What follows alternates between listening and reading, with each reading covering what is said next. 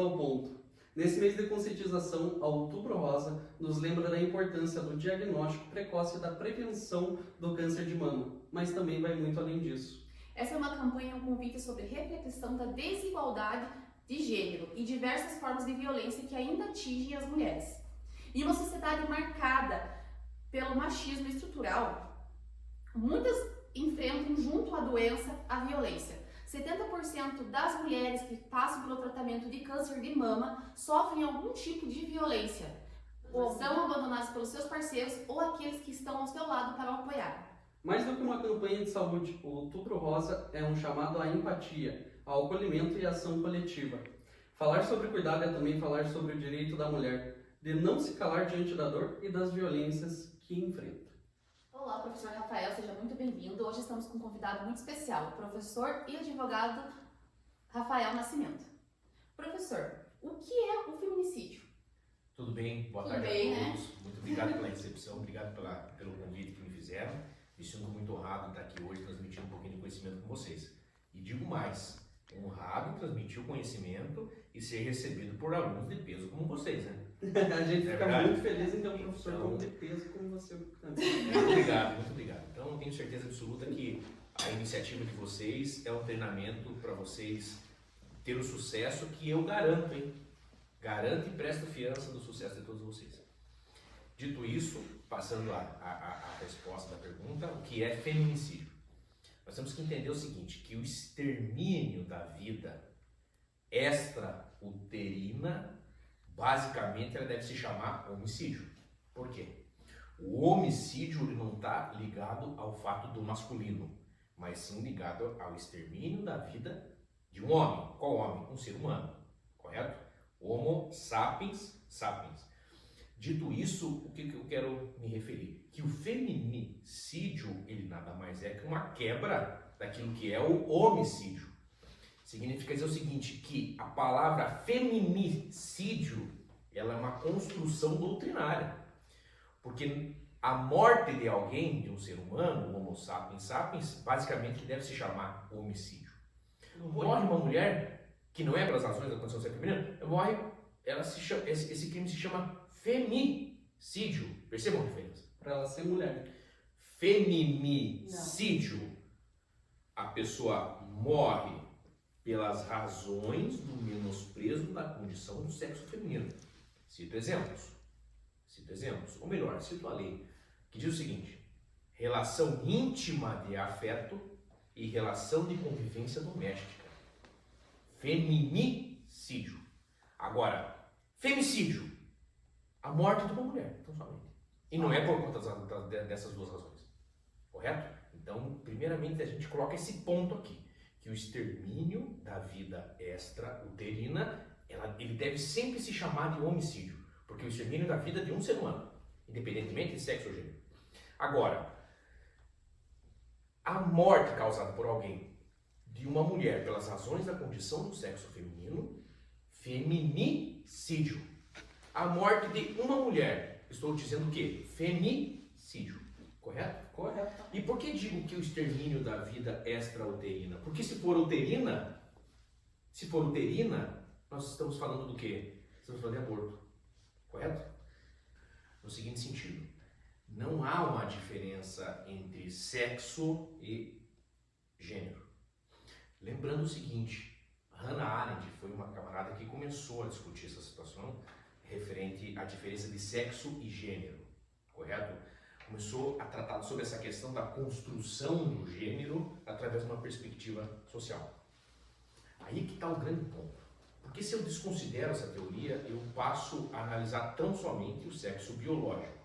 Se eu analiso tão somente pelo sexo biológico, eu não posso aplicar o feminicídio para a mulher travesti, correto? Não posso. Não vai se aplicar a ela. Não posso, se eu analisar pelo pretexto biológico.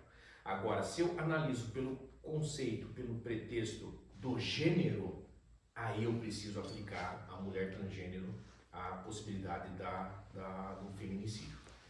Tá? E a pergunta é a seguinte, tá, mas no Brasil o que é aplicado? É aplicado tão somente pela perspectiva de gênero, embora a lei especificamente no artigo 121, a linha A, que hoje transcreve o crime de feminicídio, diz o seguinte, que é o extermínio da vida da mulher pelas razões da condição do sexo feminino. Tá bom, você está falando do sexo, quer dizer o seguinte, É mulher. Mulher. biologicamente falando. Porém, a doutrina construiu o preceito em especial, a jurisprudência do STJ em especial, construiu o conceito que é o seguinte, eu vou tomar por conta aquilo que a pessoa se apresenta para a sociedade. Por quê? Porque se a morte for por ciúme, se a morte for por as relações domésticas, significa dizer que é pelo menosprezo da condição feminina. Sendo assim, independentemente do sexo da vítima, se ela se apresenta socialmente pelo gênero feminino, ela pode sim ser vítima de feminicídio, correto? Eu quero colocar um outro ponto, eu sei que é corrido a situação de vocês, mas aqui é muito importante. Vamos lembrar de uma coisa. Nós tínhamos antes da Lei Maria da Penha, que o homicídio 121 aplicaria a todas as pessoas, independente de quem seja, a mulher e o homem. Agora, a partir de uma construção da necessidade de proteção eficiente da mulher, se qualificou o crime do feminicídio. Então foi inserido um inciso a mais no crime do artigo 121. Como uma proteção, né, professor? Exatamente, a mais. Mas, ao longo do tempo, o feminicídio foi tão somente um crime de homicídio comum que se qualificou. Então, o que acontece? Eu pego o crime comum, o crime simples, e eu acrescento um a mais. Eu dou um feijão com arroz a mais. Ele ganha uma pena a mais. Isso é um crime qualificado. E o feminicídio se tornou um homicídio qualificado.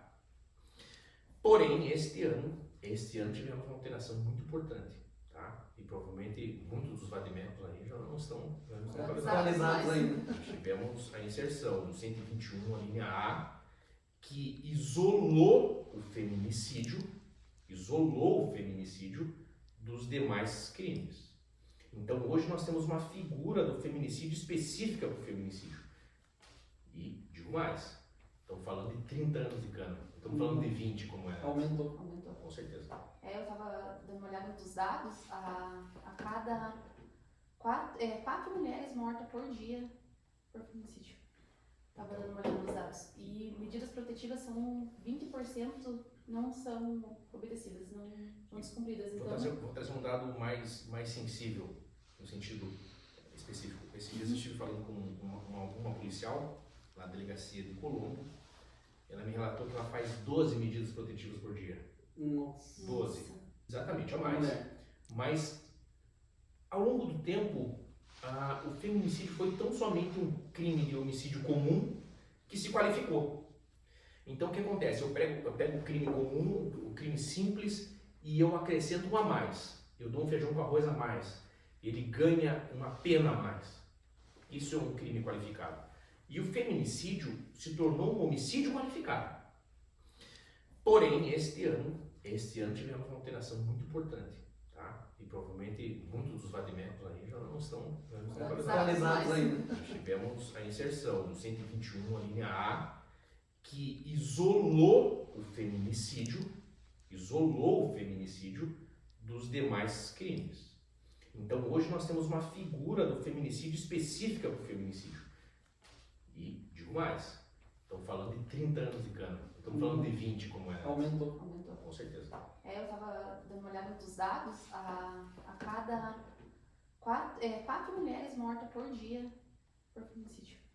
Estava dando uma olhada nos dados. E medidas protetivas são 20% não são obedecidas, não descumpridas. Então, Vou trazer um dado mais sensível, no sentido específico. Esses dias eu estive falando com uma policial na delegacia de Colombo. Ela me relatou que ela faz 12 medidas protetivas por dia. Nossa. 12. Teve mais denúncias ou mais casos? Certo. Eu percebo assim, é o seguinte, eu percebo na prática, vou fazer uma visão prática. Não estou nem entrando em questões de estatísticas, né? Uhum. Mas questões práticas que eu tenho observado mesmo assim. Sim. Existe sim uma maior informação das mulheres. Existe sim um maior número de registros, correto? Existe sim uma atuação como posso dizer, mais presente das polícias, da defensoria pública em prol da defesa da mulher, correto? Então eu posso dizer que sim, hoje nós temos aí uma informação muito maior das mulheres, nós temos aí uma procura muito maior pelos seus direitos, e não precisa ser da área para notar, quer dizer, ou melhor, eu falo com propriedade nesse sentido porque eu vejo isso todos os dias, inclusive antes de vir para cá estava vendo isso, estava trabalhando em cima disso, mas percebam, quantas pessoas passavam por situações, mulheres passavam por violência doméstica em 2008, 2009, 2010, passava reto. Hoje em dia o papo já acaba sendo diferente. Hoje em dia você vai na delegacia de polícia, você registra um boletim de ocorrência e você vai ter uma resposta, muito rápida inclusive. Hoje nós temos delegacias especializadas em violência contra a mulher, tá? Inclusive na Curitiba, nós temos lá a Casa da Mulher Brasileira e temos aí também as delegacias das regiões metropolitanas. Vai ter um policial lá especializado para se utilizar daquilo. Agora, 2010 tinha isso? Não tinha. Era outra época, né? A mulher ia batendo porta em porta para saber onde ela tinha que ir. Não é isso? Não tinha auxílio. É aqui que eu registro que meu marido me bateu? É aqui? Aí o que acontece? Vai lá, processo físico, vai para o juiz. Hoje em dia, tudo muito rápido. Então, assim, a resposta é bem clara e objetiva. Existe sim uma consciência maior, existe uma procura maior e existe uma defesa maior. Isso não tem dúvida. Que ainda existe muita porcentagem de descumprimento da medida protetiva, né? Sem dúvida. E eu estava vendo também que a maioria dos lugares é Santa Catarina, Rio Grande do Sul e... agora esqueci o nome do outro lugar, que tem as maiores índice de descumprimento da medida protetiva. Professor, do seu ponto de vista, o combate ao feminicídio deve focar mais na prevenção ou na punição? Vamos lá. A Lei Maria da Penha, ela veio de uma perspectiva muito de integração. Outras vezes eles chegaram com essa perspectiva. A Lei de Crimes Ambientais, a Lei de Drogas, o Estatuto de Armamento, e a Maria da Penha não ficou fora. Em que sentido que eu estou me referindo? Se despertou o legislativo no seguinte sentido, que não basta simplesmente eu fazer uma lei prescrevendo crimes. E aqui está o ponto. Aqui é o grande ponto. Que é o pulo do gato. Aqui é o pulo do gato, exatamente. O legislativo despertou que tão somente prescrever crimes, eu não estou resolvendo o meu problema. Então o que eu quero dizer com isso? Assim como a Lei de Crimes Ambientais criou o Cisnarma, né? Então o que acontece? Esse mecanismo de prevenção, de combate, que envolve as forças policiais, o Ministério Público, a Ordem dos Advogados do Brasil, a Defensoria Pública, o Judiciário, justamente caminhando para o seguinte sentido, de que não adianta eu punir, eu tenho que educar também. Então, o que quero dizer com isso? Que a Lei Maria da Penha, ela não é uma lei de natureza meramente criminal. Ela tem perspectivas cíveis, porque ela facilita o divórcio da mulher vítima de violência doméstica. Ela tem perspectivas administrativas, trabalhistas e criminais. Então, a Lei Maria da Penha, ela traz um fundo no seguinte sentido, o fundo de educação e no fundo de prevenção. Dito isso, eu vejo o seguinte, que de fato, as meninas hoje na escola, tem palestrantes que vão falar sobre Maria da Penha. Tem bastante, professor. Eu lembro Na minha época não tinha. É diferente, né? Eu saí agora no terceiro ano praticamente. Na época do colégio, impressionante como eles falavam sobre o assunto. E os professores em sala de aula falavam que na época deles, que nem o senhor está dizendo agora, não tinha essa conversa.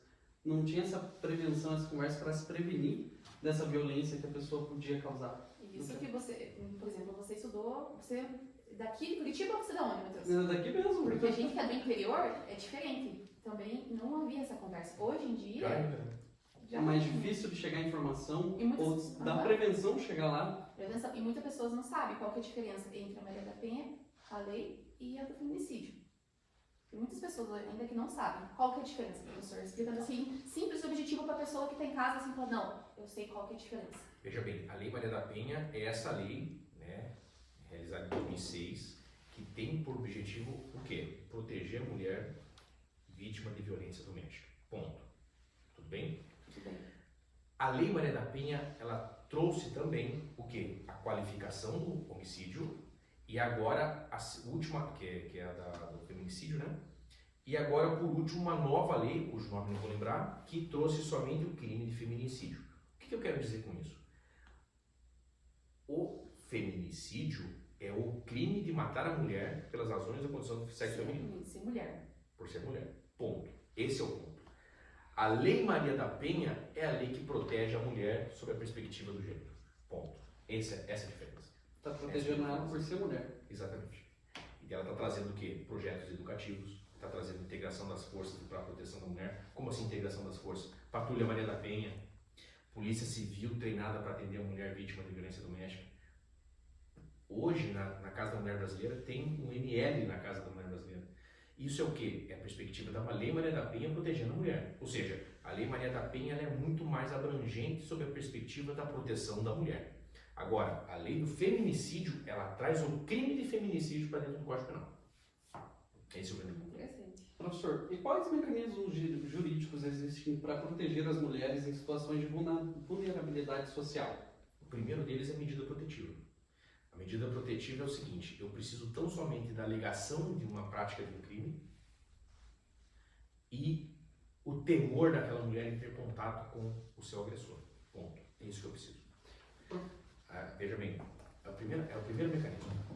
Agora, que é a medida protetiva. Então, a mulher com medo e tendo a fumaça da prática de algum delito, ela vai na delegacia de polícia, pede a medida protetiva, o sujeito não pode se aproximar nem entrar em contato. Se isso ele fizer, ele incorre no crime de descumprimento de medida protetiva, ele pode ter essa medida protetiva transformada em uma prisão preventiva. E quanto tempo de previsão a pessoa pode pegar se violar essa medida contra mim? E eu viole ela. Quanto tempo eu posso pegar mais ou menos nessa prisão preventiva? A prática tem acontecido o seguinte, nós sabemos que houve uma alteração no Código de Processo Penal que exige que as prisões sejam revistas em 90 dias, correto? Então, o que tem acontecido na prática? O camarada é preso preventivamente e depois de 90 dias o juiz reavalia as condições daquela prisão e acaba liberando. Entendeu? Então, quer dizer o seguinte, será que persiste ainda o prejuízo para a mulher? Persiste ainda o perigo para a mulher? O cara está preso? Porque também não se pode, veja bem, Matheus, não se pode, dentro, né, do Estado Democrático de Direito, prever uma prisão perpétua. No seguinte sentido, se o cara está solto, vai ser um perigo para a mulher, tudo bem, então a gente prende ele eternamente. Né? Não vai fazer sentido. Não faz sentido tecnicamente falando, né? Mas, então, a prática tem mostrado 90 dias, pelo menos. 90 dias. Por isso que é preventivo. Preventivo, exato. Agora, veja, outros mecanismos, por exemplo, a mulher que vai fazer o boletim de ocorrência, ela encontra o camarada tá por lá, tá rondando a casa, ela pode ser acompanhada pela polícia para tirar os pertences dela, ela pode, se servidora pública for, ou se for empregada de uma empresa, pode, através da justiça, ter o direito de ser transferida do local de trabalho, ela tem a facilitação do divórcio, quando ela faz o registro da violência doméstica com aquilo, a advocacia, né, defensoria pública, o próprio advogado privado pode furar a fila, vamos dizer assim, né, de todos os outros divórcios, se aquela mulher sofre violência doméstica. Pode o sujeito que tem uma arma ter imediatamente sua arma apreendida pela polícia para resguardar o direito da mulher. Daí nós caímos em outras questões, né? A questão do auxílio material, auxílio moral, da família, da própria mulher, a rede de apoio, né? Hoje em dia se fala muito sobre a rede de apoio da mulher que está sob a perspectiva da violência doméstica. E lembrando que na Constituição Federal diz o seguinte, que a segurança pública é trabalho do Estado, mas é dever de todos. Faz sentido? Então, assim, só que isso na prática acaba sendo uma coisa bastante complicada. Então, é muito simples, Matheus. Às vezes as pessoas falam assim, não, a mulher vítima de violência vai lá, denuncia e manda o cara pra cana. Beleza. O correto, o justo é esse mesmo, né? Se está praticando um crime e a tua liberdade está causando prejuízo, a lei é clara, é cana, é prisão. Tá, mas a situação social dessa mulher, como que vai ficar? Acredito que esse é o ponto bem complicado, esse é o ponto de problema, tá? Que é uma discussão que tem que seguir adiante. E nós caminhamos em outros pontos também. Nós caminhamos Segue também processo. da mulher, né? A evasão escolar da mulher, tá me entendendo? Então nós sabemos que muitas pessoas abandonam os estudos muito cedo, né? Nós sabemos que não é o estudo que vai garantir uma vida confortável, mas nós sabemos que a perspectiva de quem estuda é maior.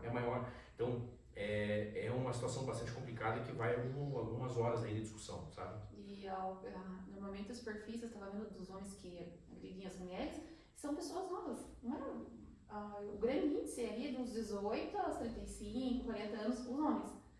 Dessa faixa etária acima, o índice é menor. Sim. Eu fiquei impressionada, falei, nossa, a pessoa nova com tanto conhecimento, o homem ainda consegue. Tem esse pensamento extremista, né? Eu sempre digo, eu sempre falei pro meu marido, o dia que você um dia me encostar a mão, a gente. Porque eu sempre pensei assim, meu pai, isso que eu falo, o ensinamento também vem de casa. Que meu pai sempre ensinou, meu pai nunca encostou a mão na minha mãe e não aceite menos do que isso, né? Alguma coisa assim do teu marido. Então eu penso assim, que as mulheres deveriam ter esse ensinamento desde casa. Pra não pegar um namorado, que já começa no namoro, né? Muitas vezes daí quando casa, que desanda a separação. Nós sabemos que as raízes são muito mais profundas. Sabemos que assim, o que aparenta é só o resultado daquilo que está por baixo, né? Vamos imaginar o seguinte, aquela moça, né? A mãe apanhava em casa, mas o pai ia lá e depois agradava. Apanhava em casa e depois agradava, pelo menos colocava comida na mesa. Então quer dizer o seguinte, não, é normal, inconscientemente ela já tem gravado aquilo. Então assim, me bate, mas me ajuda lá em casa. Passa para a próxima. A gente sabe que acontece isso, todo mundo conhece alguém que vive alguma situação desse gênero. Então assim, sabemos também que existe um grande pedido depois de desistência de medida protetiva. Existe? Existe sim um grande nível mesmo de pedido de desistência de medida Às vezes protetiva. volta com a pessoa e fala, foi só algo que passou e depois está de volta lá. Então assim, como eu digo a vocês, o desafio do direito está aí. Eu sempre digo, não sei se já disse para vocês em sala de aula, nós sabemos que o ser humano, a vida em sociedade, especificamente em relação aos conflitos, mas por que você está falando com isso? Porque meu ganha-pão é conflito. Meu ganha-pão é entender o problema e se enfrentar no meio do problema e tentar resolver o problema. O meu ganha-pão é esse. Eu percebo assim que o ser humano, ele não é um ser de dois polos tão somente. Não existe o preto e o branco. Então, por isso que eu digo o seguinte, eu não concordo com várias questões que ele fala, até eu admirava mais, quando mais novo, mas eu ouvi uma coisa bem interessante do Cacai, né, que é um advogado bastante famoso aí no Brasil, especificamente com atuação nos tribunais superiores. Ele disse que ouviu, salvo engano, do Evandro Lins e Silva. Ele disse o seguinte, Matheus, olha só. Bruno, olha só que importante. Bruno, né? Isso. Por favor, não queria passar essa vergonha agora. Mas de qualquer maneira é o seguinte.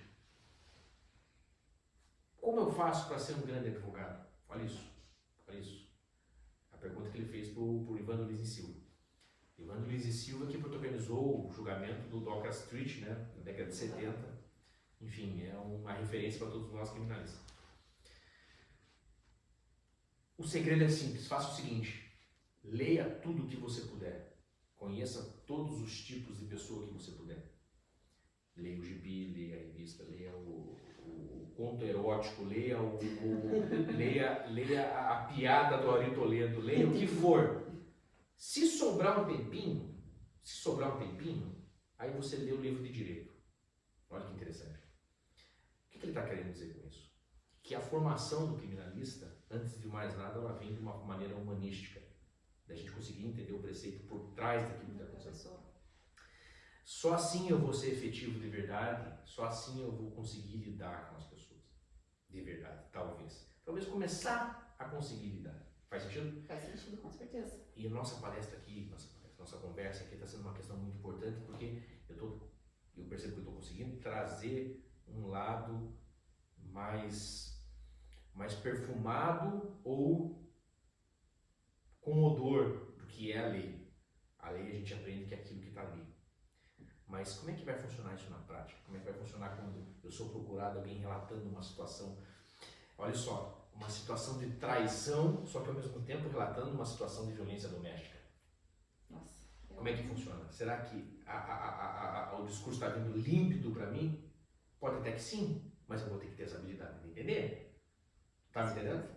Porque, afinal de contas, são duas pessoas falando, às vezes até mesmo versões diferentes do Exatamente. fato. Exatamente. Professor, quais seriam as reformas legislativas necessárias para fortalecer mais a proteção das mulheres no Brasil? O que acha assim que seria? Muito bem. Eu acredito que a integração da Previdência Social. Integração. A integração da Previdência Social. Sabemos que a Lei Maria da Penha, como já disse, ela tem aspectos administrativos, cíveis e criminais. Mas acredito que ela tem que trazer também para a mulher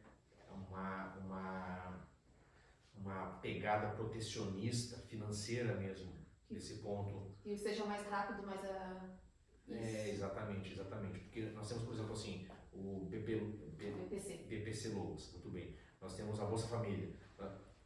Trazer um programa desse também para a mulher vítima de violência doméstica. Olha, e estou falando isso numa perspectiva de alguém que vê isso todo dia, que atua na Casa da Mulher Brasileira todo dia. Se pegar meu Projude e baixando lá, a gente vai vendo muita coisa, violência doméstica, violência doméstica.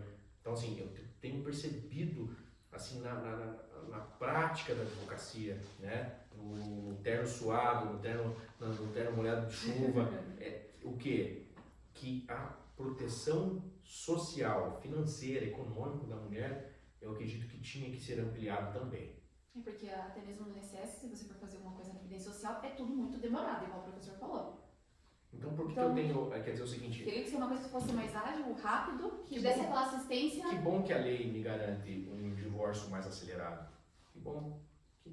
Mas a gente está falando dos bens dela e do marido. Agora, não estou mexendo no dinheiro do Estado. Faz sentido? Com certeza. Então, o que eu digo, eu não tenho dúvida nenhuma que começar o legislativo a pensar sobre essa perspectiva seria algo extremamente importante. Até porque se fala muito da proteção da mulher. Tá, mas alguém está falando como é que a mulher vai comer? Proteção financeira, vamos dizer assim, né? É patrimonial dela. Como é que os meninos vão comer, então? Tá, chuta esse camarada aí, tá bom, mas a mulher vai se preocupar em ter o que comer amanhã. Se a mulher ela sabe que ela pode ter uma proteção nesse gênero, aí sim. Aí a Maria da Penha só vai fazer o serviço dela. O que é? É expedir medida protetiva. Se deu uma de bonitão, é cana. Acabou. E vai preso mesmo, porque tem alguém para me sustentar, cara. Isso, e a gente comentou, ter esse direito e agilidade de todos os lados, né? Claro, o que você está querendo dizer é o seguinte, que deve existir uma parceria, vamos dizer, entre os dois lados. Sim. E realmente, o recebimento rápido. Como se fosse uma medida protetiva. Ó, medida protetiva de urgência. Afastou o cara, 48 horas a gente tem para ser decidido. Então, assim, a mulher está sofrendo violência doméstica, ela tentar matar ela. Ah, beleza, esse caso específico, o delegado representa para a justiça, a própria justiça já oficia os órgãos de previdência e determina que ela receba algum valor para que, ao menos, ela não morra de fome. Faz sentido ou não? Faz sentido, com certeza. Então, concordo plenamente. Por quanto? Por um período de 90 dias. Até ela poder se organizar, por quê? Porque vai ter creche para molecada, nós sabemos que tem. Mas não tem. Lógico, eu já cansei de fazer mandado de segurança para quando não tinha, no início da minha carreira, quando não tinha vaga para creche, você vai lá, o Estado garante vaga na creche, por quê? Porque é um direito constitucional da criança estudar. Então, tá lá com 3 filhos, é creche, é escolinha, é trabalhar e benefício do governo quanto isso. Veja que legal, a mulher já começa a reconstruir a vida dela de uma maneira. E digo mais, tem garantia psicológica também de acompanhamento na própria casa da mulher brasileira. Isso tudo por quê? Porque a Lei Maria da Penha sonhou com isso. Olha só que interessante. Seria um conjunto muito legal de ideias que se daria super certo. Na minha opinião, lógico. Mas eu sou apenas um mero advogado. Mas é uma opinião muito boa. Com certeza. Professor, nesse Outubro Rosa, qual mensagem você deixa para as mulheres que estão passando por violência doméstica e precisam de ajuda jurídica? Pois bem, vamos lá. A situação de vocês é complicada. A situação de vocês é difícil. A situação de vocês é mais séria do que talvez vocês mesmos acham que são. Esse é o grande ponto. Muito provavelmente, algumas de vocês, não todas, mas algumas de vocês também foram vítimas de um sistema social que colocou vocês nesse canto da sala. Então, justamente por isso eu digo o seguinte, às vezes é mais forte do que vocês. Esse é o grande ponto. A questão da violência doméstica não é um assunto entre duas pessoas. É que envolve muita coisa. Aí que está o ponto. Esse é o grande ponto. Tudo bem. Entendido isso, vamos saber o seguinte, que o trabalho de proteção da mulher vem há muito tempo. Segundo, você não é a primeira e também não vai ser a última, infelizmente. Infelizmente. Infelizmente, é isso mesmo. Tá me entendendo? Então aí a gente já coloca na Terra, no planeta Terra. Correto? Correto. Muito bem. Terceiro, pense que pode ser você a próxima vítima. Correto? Pode ser você a próxima vítima. Qualquer momento. Qualquer pessoa, qualquer mulher pode ser. Exatamente. E por último, digo o seguinte: com certeza haverão policiais preparados, haverão advogados preparados e todo o judiciário preparado para tentar fazer o melhor para te proteger. Mas isso é só um detalhe, porque tudo começa dentro de você. Correto? Correto. Então assim, você merece então apanhar na cara, ser ameaçado, ser xingado, tudo bem? Tenho certeza que não. E sabe por que não merece? Todos nós aqui estamos reunidos, a coordenadora do curso está ali reunida, sabe por quê? Para lembrar que vocês existem, correto? E não merecem isso. Se merecessem, não estaríamos aqui, professora Janice. Correto? Correto. Professor, Essa é a mensagem. muito obrigado, professor, pela mensagem. É um grande incentivo para as mulheres que estão passando por isso nesse momento e para que elas tenham essa consciência que elas têm ajuda, elas têm Uma rede de apoio, Uma apesar rede de não de ter apoio. coisas da família, mas tem do Poder Judiciário, Exato. tem do jurídico. do jurídico. Foi muito abrangente essa conversa. Muito obrigado, professor Rafael, por Tem um ter sinal, cedido esse qual que é o tempo. sinal, professor, que faz quando... Sim, Ah, sim. é assim, Sim, ó, gente. esse é um sinal de ajuda, né? É, de ajuda. Olha aí, olha aí. Sinal universal de ajuda, né? Professor, muito obrigado. Obrigada por ter vindo, tirado teu tempo com a gente, ouvindo nossa conversa, nossos papos. Muito bom estar aqui, aprendemos muito. Muitas pessoas em casa, acho que também vai escutar o podcast, vai aprender muitas coisas assim que a gente não sabia. Muito revigora esse sentimento, esse afago pelo aprendizado e que isso nunca morra no coração de vocês, porque no direito eu tenho certeza absoluta que esse é o ponto principal. A humildade de aprender, o tesão por buscar a justiça e fazer aquilo que você acredita, esse é o grande ponto. Esse é o grande ponto. A autoestima de acreditar que você pode, que você consegue, que você deve fazer e que você e aqueles que você ama merecem usufruir dos frutos da construção daquilo que você fez, correto? Então, esse ambiente para que estamos aqui muito me deixa feliz. Dito isto, tenho certeza, presto o compromisso e a fiança do sucesso de todos vocês. Tenho certeza que vocês atingirão todos os objetivos de vocês e o ponto principal é isso: humildade, tesão por aprender e por último o quê? A vontade de lutar por aquilo que você acredita. Feito isso, é fácil, é muito fácil. Sabe por quê? Vou te dizer. Deseja profundo, faz aquilo que você acredita, que o universo literalmente vai fazer o trabalho por você. Correto? Esse é o grande ponto. Ah, mas eu vou focar aquilo e foca aquilo, sim. Só que faz aquilo que é correto, que o universo literalmente vai entregar com a mão direita e vai te dar um tapinha nas costas. Uhum. E digo mais. A cada conquista é olhar para trás e dizer o seguinte: eu conquistei, eu mereço. Isso com certeza é um lembrete que Deus existe e está dentro de todos nós. Esse é o ponto.